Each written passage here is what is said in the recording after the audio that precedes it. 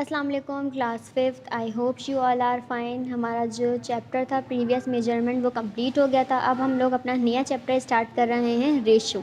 सही है। सबसे पहले तो आप लोगों को पता होना चाहिए कि रेशो होता क्या है। रेशो किसी भी दो क्वांटिटीज़ के दरमियान कंपैरिजन को कहते हैं। सही है। कोई भी दो चीज़ें हों, उनकी तादाद जो दी हुई हो उसके दरमियान जो कंपैरिजन होता है, सही है, उसको हम लोग क्या बोलेंगे, रेशो बोलेंगे। जैसे सबसे पहले मैं सिर्फ एक एग्जांपल के तौर पर आप लोगों को बुक का एक सवाल समझा रही हूँ। Rita has some roses and some sunflowers in her garden. सही है। रीटा के पास क्या है, कुछ रोजेज़ हैं और कुछ सनफ्लावर है उसके गार्डन में। The number of roses in her garden is 3/4 of the number of sunflower. सही है। उसके गार्डन में जो रोजेज़ हैं वो 3/4 हैं of the number of sunflower. Sunflower के मुकाबले में कितने हैं, 3/4 है। यानी सनफ्लावर कितने हैं मेरे पास, 4, और रोजेज़ कितने हैं मेरे पास, 3। नंबर ऑफ़ रोजेज़ कितने हैं, 3, और नंबर ऑफ़ सनफ्लावर कितने हैं, 4। दोनों की क्वांटिटीज़ के दरमियान क्या है, ये कंपैरिजन है। The ratio of the number of rose to the number of sunflower. सही है। रेशो बताना है नंबर ऑफ़ रोजेज़ का नंबर ऑफ़ सनफ्लावर से। तो जिसका रेशो पहले बोला जाता है नंबर ऑफ़ रोजेज़ कितने, 3, और जिसका रेशो बाद में दिया जाता है रेशो का साइन डाल के हम लोग 4 लिख देंगे। सही है। तो नंबर ऑफ़ सनफ्लावर कितना है, 4।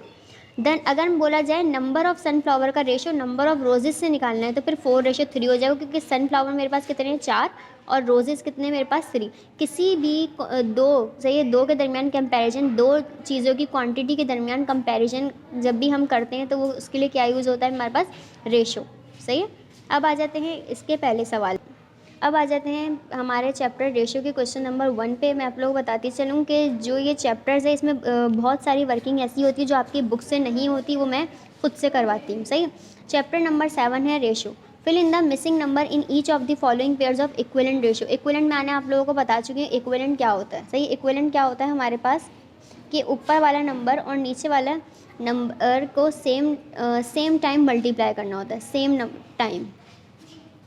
इक्विवेलेंट रेशियो करना है। इक्विवेलेंट रेशियो जैसे अगर मैं बोलूँ फ्रैक्शन को इक्विवेलेंट करना है, फ्रैक्शन को इक्विवेलेंट यानी अगर मेरे पास है 3/2 है। अगर यहाँ पे मैंने 3 को 3 से मल्टीपल करा है तो नीचे भी 3 से ही मल्टीपल करूँगी, तब जाके इक्विवेलेंट आएगी। 3 3 ज़ा 9, 2 3 ज़ा 6। अब जाके ये क्या कहलाएगी, इक्विवेलेंट फ्रैक्शन। क्यों, क्योंकि मैंने ऊपर वाले को और नीचे वाले को सेम टेबल से मल्टीप्लाई करा है। अब मेरे पास है 4:7। सही है। मैंने 7 का टेबल कितना पढ़ा है कि 21 आ जाए, मैंने 3 तक पढ़ा है। सही है। मैंने 7 का टेबल कितना पढ़ा है, 21 आ जाए 3 तक। तो मैं 4 का टेबल भी कितना पढ़ूंगी, 3 तक ही पढ़ूंगी। 4 का टेबल भी कितना पढ़ूंगी, 3 तक ही पढ़ूंगी। तो 4 3 से क्या हो गया मेरे पास, 12।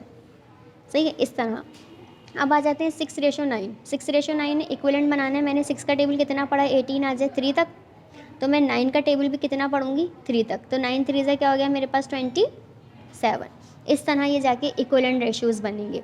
अब आ जाते हैं नंबर सी, 14:12।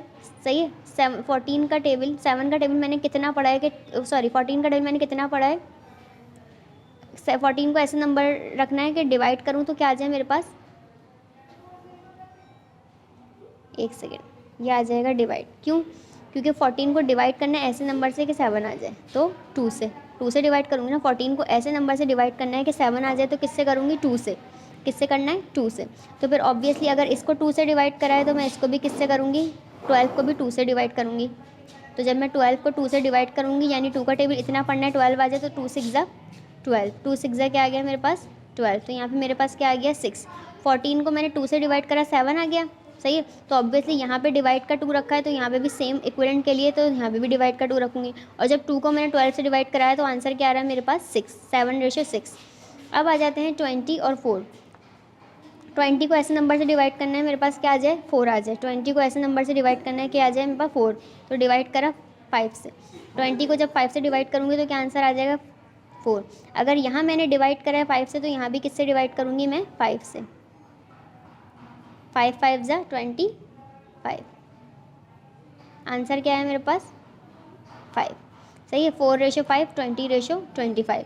यानी 4 को अगर मैंने 4 का टेबल 5 तक पढ़ा, 4 5 ज़ा 20, 5 का टेबल भी 5 तक पढ़ूंगी, 5 5 ज़ा 25। ये था हमारे पास क्वेश्चन नंबर 1 था। इसमें हम लोगों ने इक्विवेलेंट रेशियोज़ पढ़ा है। आई होप आप लोगों को ये वर्किंग समझ आ गई होगी। ये वर्किंग बुक से रिलेटेड नहीं है, मैंने खुद से ये वर्किंग इंक्लूड की है। सिर्फ आप लोगों को सबसे पहले आप लोगों को ये इसका बेस बनाने के लिए कि रेशियो होता क्या है, इक्विवेलेंट रेशियो क्या होता है, इसलिए मैंने आप लोगों को ये वर्किंग इंक्लूड करवाई है। आई होप आप लोगों को समझ आ गया होगा। अल्लाह हाफ़िज़।